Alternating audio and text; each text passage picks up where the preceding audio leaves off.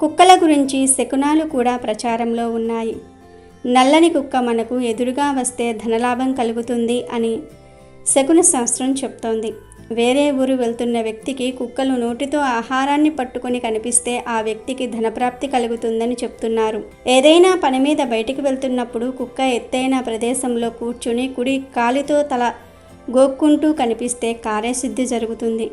బయటికి వెళ్తున్న వ్యక్తికి మాంసం ముక్క నోటితో పట్టుకుని ఉన్న కుక్క కనిపిస్తే ఆ వ్యక్తికి కష్టం కలుగుతుందని అర్థం. కుక్కకు ఆహారం పెట్టినప్పుడు అది తిని కాలి కుడివైపు గోక్కుంటే శుభం జరుగుతుంది. మనం బయటకు వెళ్ళినప్పుడు కుక్క నీటిలో మునిగి శరీర భాగాలను విదిలించుకుంటూ కనిపిస్తే ప్రయాణాల విషయంలో జాగ్రత్తగా ఉండాలని అర్థం. కుక్క మన చెప్పులు తీసుకుని వెళ్ళినా వేరే వారివి మన ఇంటికి తెచ్చినా మనకు మంచి జరగదని అర్థం. కుక్కలు మన పాదాలను వాసన చూస్తే త్వరలోనే ప్రయాణాలు చేస్తామని అర్థం.